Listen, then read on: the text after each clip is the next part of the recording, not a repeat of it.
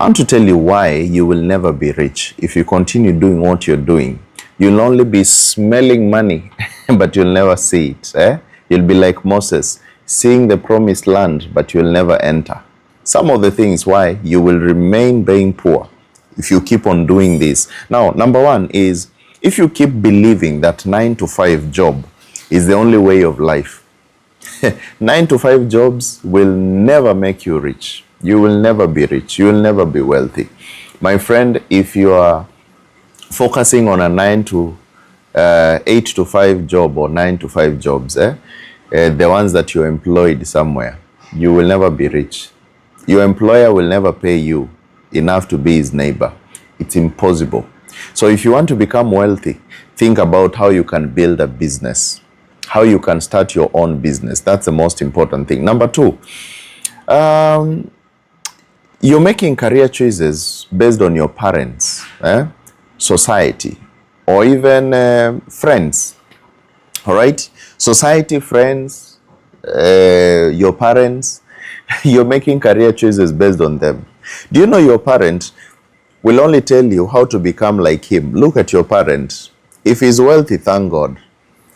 If he's not wealthy and he's telling you, I want you to become this or that, this is a good career, this is a good career, my friend, you will end up like them. Stop making career choices based on society, based on your parents, based on your friends, based on people who do not have what you want. If when you look at the person that's trying to advise you does not have what you want, then listen to them on the basis of them being your parents in a parental advice, but don't listen to them on the basis of career choices. You will fail miserably, all right? You will end up like them. Now, the other thing is being too scared. People are too scared, all right? You're too scared of failure. You're afraid of jumping, of starting this business because, well, what if it fails? What if the city council, policemen come? What if I don't have this license? What if they get hold of me? What if there's something that I don't know about this business? Stop being afraid. This world is a game, all right? Go and play your part. It's a whole movie. Go and experience your part. Do whatever you can be able to do. If they come and get hold of you and they tell you there's license one which you did not know you had, I'm not saying that you start without licenses, then you will adjust. These are only humans. They will tell you, oh, you need this one. Oh, I didn't know. Okay, you get that license. Or maybe you pause your business and get it. You see, don't be afraid.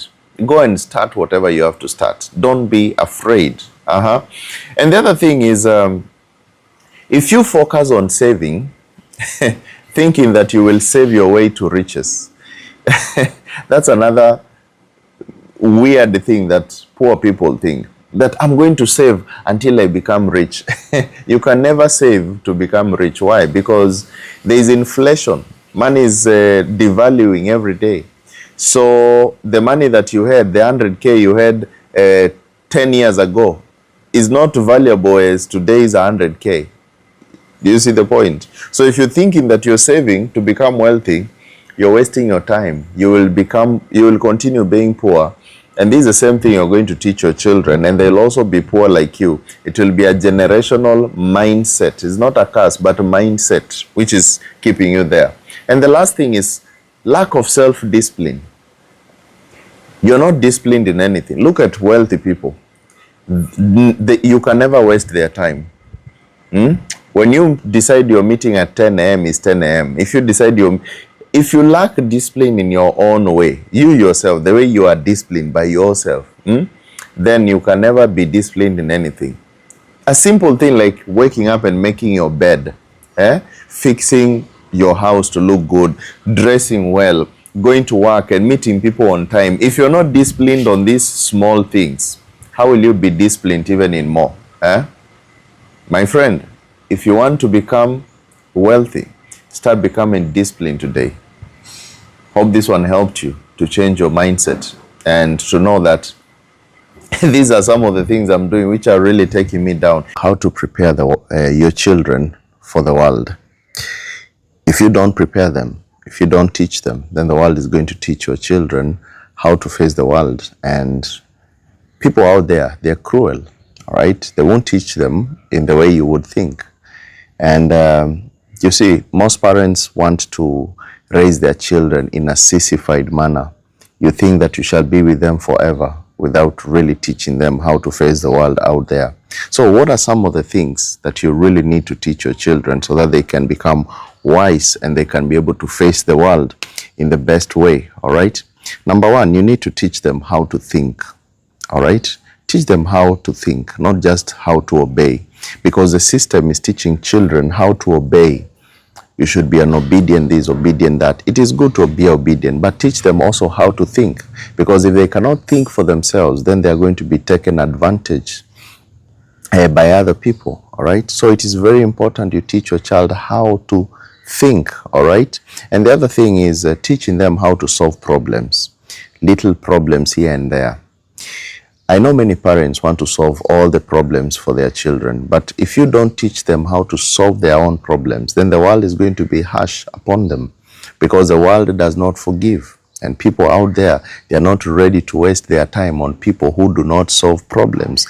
And the world revolves around problems solving, all right? And the other thing is you need to build their confidence through small wins. Whenever they do something good, build their confidence. Tell them, thank you, you did well, okay? Don't always be a victimizer, all right? All the time you're, why did you not do this well? Why did you not? Change the aspect of always complaining. Change complaining to thanking them for whatever small wins they have done. Think about it like this. If your child was carrying some, some plates or something, just some plastic plates, and they fell down, and they don't shout on them.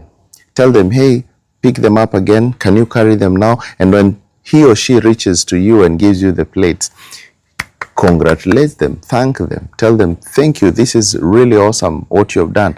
It is a way of showing people how to celebrate small wins instead of using this time to always victimize them. And the next thing that you need to do is you need to let them fail and learn from it. Failing is not a mistake. People fail all the time, and they are going to fail in their lives, all right? So one of the best things you can do to your children is to allow them to fail and also learn from it, because the world is going to have situations whereby and moments whereby they are going to fail. So don't show them as if failure is a disease or is a big problem, because they are going to face the same. And how are they going to lift up themselves when they fail? How are they going to do it? You need to show them right now, all right? And again, you need to teach them self-defense, both mentally and physically, how to defend themselves. When people want to take advantage of them, show them this is how you defend yourself, both physically and mentally. Show them statements that they can use.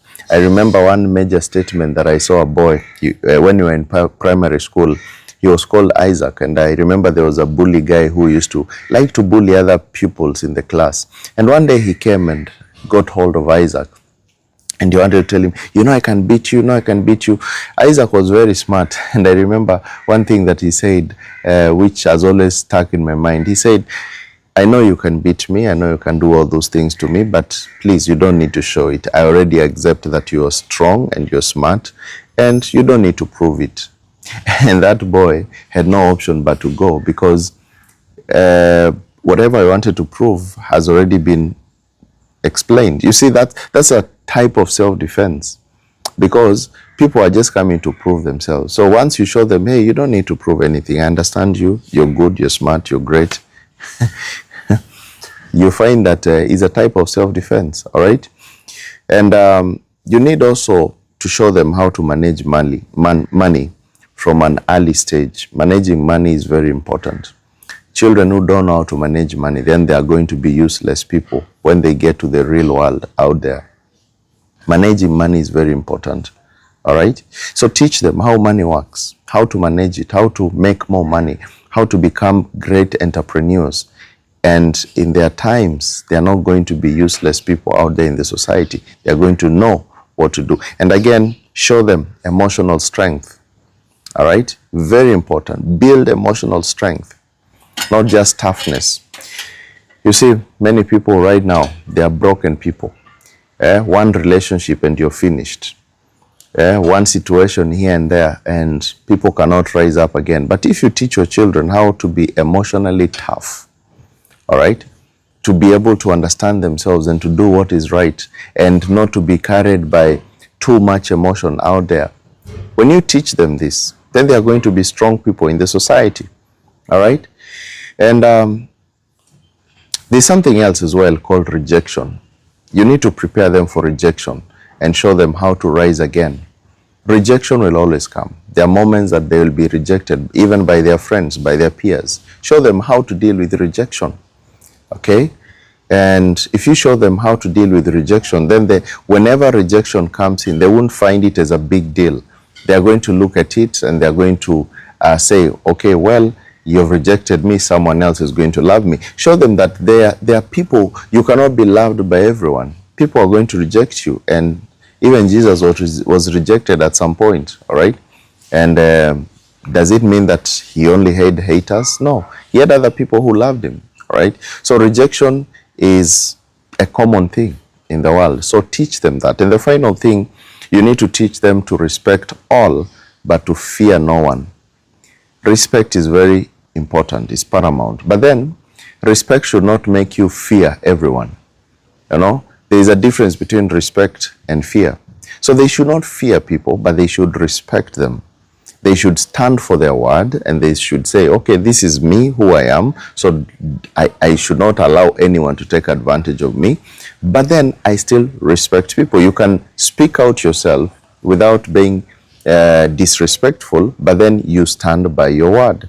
These are very important things that if you teach your children very well on this, then you're preparing them well out for the world. Don't think that you're going to do everything for them. A time will come, they'll have to go their own way. They'll have to depart. It will reach at a crossroad whereby you will not be there. And how are they going to survive when you're not there? Teach them these things. Instill them as early as possible, and you will see your child thrive to become a great person out there. And if you're looking for more help, especially on these, and you have some issue with your teenagers, you have some issue with your children, and you're just like, how do I do it? Because I think I've reached to a point that I don't know what to do. Please talk to me. I'll be able to help you step by step to show you what you need to do to be able to repair what has been broken, because there's always a way. As long as there is will, there is a way, all right? So go to my website, keithmwoki.com. There's a link on my profile bio, and there you'll find a way to speak to me on WhatsApp, and I'll guide you through and help you out through any situation that you have with your child, and even knowing how to do it better. God bless you and have a good time.